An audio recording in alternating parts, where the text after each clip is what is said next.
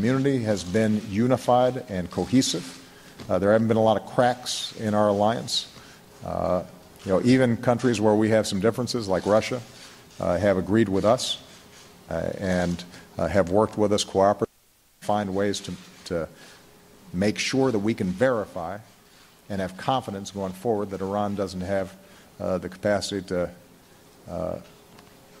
develop a nuclear weapon that could not only threaten friends of ours like Israel, trigger a nuclear arms race in the region, but could, over the long term, potentially threaten us. Whether we can actually get a deal done, we're going to have to find out over the next 3 to 4 weeks. We have presented to them a framework that would allow them to meet their peaceful energy needs, and if in fact what their leadership says, that they don't want to develop a nuclear weapon, if that is in fact true, then they've got an avenue here to provide that assurance to the world community and in a progressive, step-by-step, verifiable way, allow them to get out from under sanctions so that they can re-enter as full-fledged members of the international community. But they have their own politics, and there's a long tradition of mistrust between the two countries.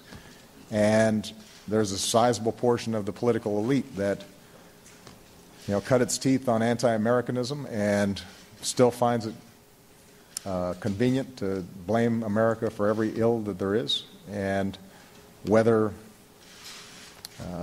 they can manage to say yes to what clearly would be better for Iran, better for the region, and better for the world is an open question. We'll find out over the next several weeks. All right? Sir, on whether or not you have the power unilaterally to relax sanctions to implement an agreement? Yeah, there are a series of different sanctions. There are multilateral sanctions, there are UN sanctions, there are sanctions that have been imposed by us, this administration, unilaterally, and I think it's different for each of those areas. But I don't want to put the cart before the horse. What I want to do is see if we in fact have a deal. If we do have a deal that I have confidence will prevent Iran from getting a nuclear weapon, and that we can convince the world and the public will prevent Iran from getting a nuclear weapon, then it'll be time to engage in Congress. And I think that we'll be able to make a strong argument to Congress that this is the best way for us to avoid a nuclear Iran, that it will be more effective than any other alternatives we might take, including military action. But that requires it being a good deal. And I've said consistently that I'd rather have no deal than a bad deal, because what we don't want to do is lift sanctions and provide Iran legitimacy but not have the verifiable mechanisms to make sure that they don't break out and produce a nuclear weapon. Okay. Ed Henry. I missed you guys. I haven't done this in a while. I know. I've missed you. Yeah. Thank you, Mr. President. I haven't heard you say a specific thing during this news conference that you would do differently. You've been asked it a few different ways. I understand you're going to reach out, but you've talked about doing that before.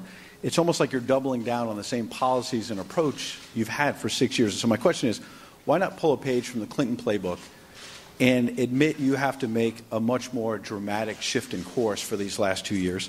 And on ISIS, there was a pretty dramatic setback in the last few days with it appearing that the Syrian rebels have been routed.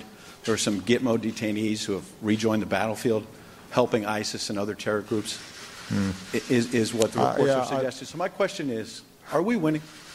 Well, I think it's too early to say whether we are winning, because, as I said at the outset of the ISIL campaign, this is going to be a long-term plan to solidify the Iraqi government, to solidify their security forces, to make sure that in addition to our air cover, that they have the capacity to run a ground game that pushes ISIL back from some of the territories that they had taken, that we have a strong international coalition that we've now built, but that they are on the ground, providing the training, providing the equipment, providing the supplies that are necessary for Iraqis to fight on behalf of their territory.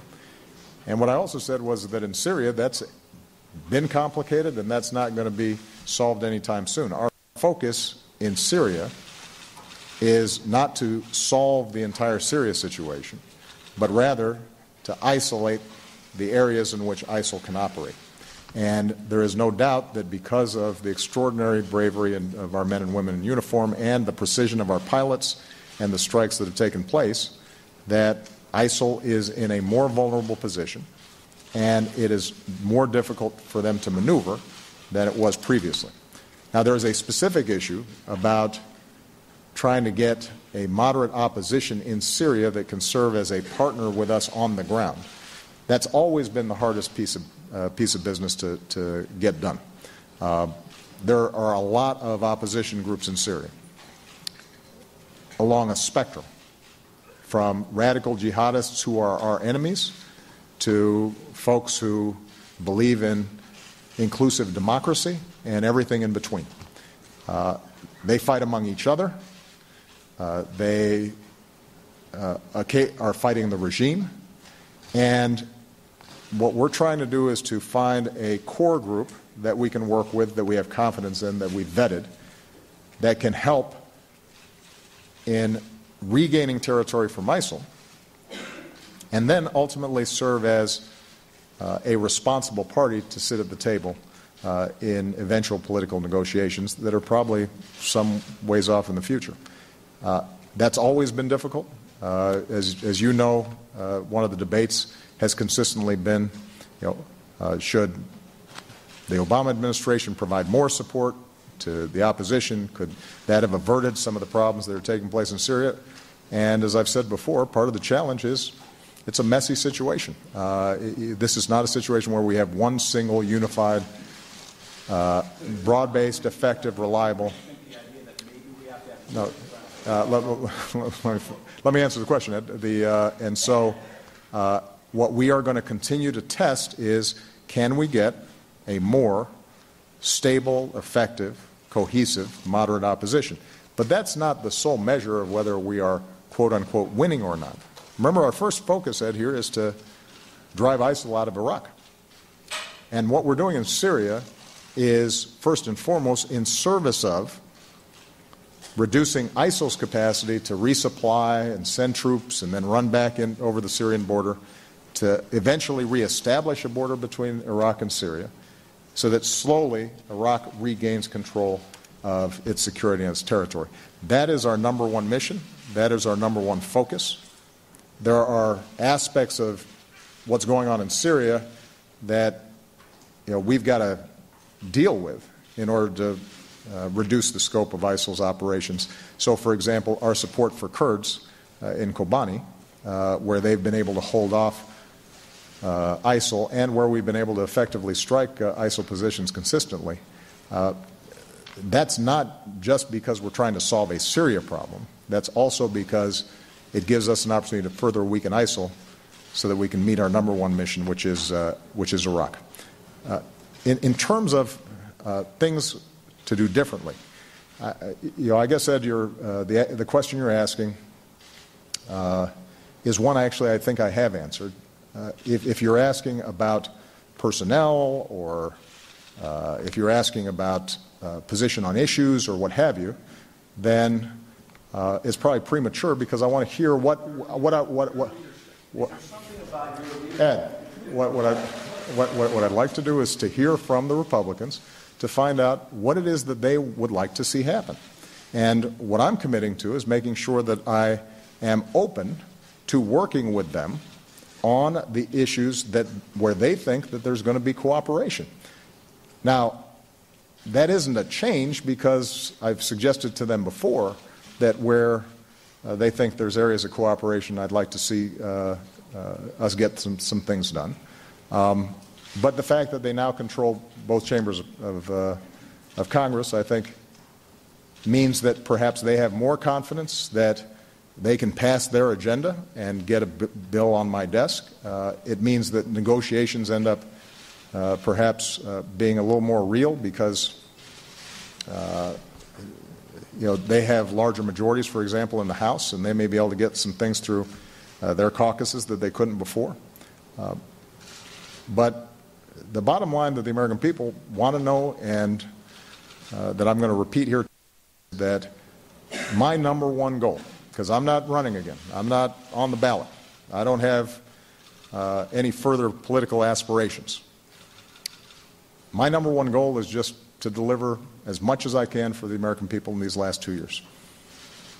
And wherever I see an opportunity, no matter how large or how small, to make it a little bit easier for a kid to go to college, make it a little more likely that somebody's finding a good paying job, make it a little more likely that somebody has high quality health care. Even if I'm not getting a whole loaf, I'm interested in getting whatever legislation we can get passed that adds up to improve prospects and an improved future for the American people. Sam Stein. Thank you, Mr. President. Following the elections, congressional Republicans are pushing once again for major reforms to your Health Care Act. In the past, you've said you're open to good ideas, but you don't want to undermine the bill. Can you tell us what specific ideas you're ruling out? Have the election results changed your calculus on reforming the law? And how confident are you heading into the second enrollment period? And on a totally unrelated matter, have you settled on a nominee to replace Attorney General Eric Holder? And if so, who is it? You guys want to spread out your news a little bit, don't you? You don't want it all just one big bang. On the Attorney General, we have a number of outstanding candidates who we're taking a look at now, and in due course I will have an announcement. And you'll be there, Sam, when that's announced. But I'm confident that we'll find somebody who is well qualified, will elicit the confidence of the American people, will uphold their constitutional obligations and rule of law, and will get confirmed by the Senate. On health care, there are certainly some lines I'm going to draw. Repeal of the law, I won't sign.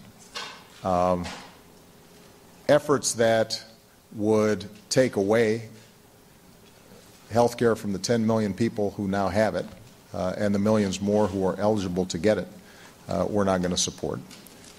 In some cases, there may be recommendations that Republicans have for changes that would undermine the structure of the law.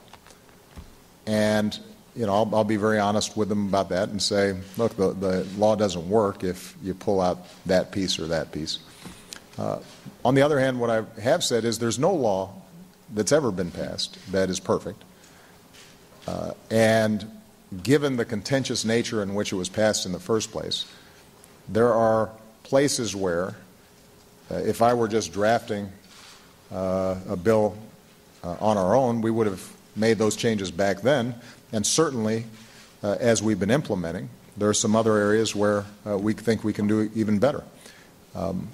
So, if in fact one of the items on Mich McConnell's agenda and John Boehner's agenda is to make responsible changes to the Affordable Care Act to make it work better, I'm going to be very open and receptive to hearing those ideas. But what I will remind them is that despite all the contention, we now know that the law works. You've got millions of people who have health insurance who didn't have it before. You've got states that have expanded Medicaid to folks who did not have it before, including Republican governors who've concluded this is a good deal for their state.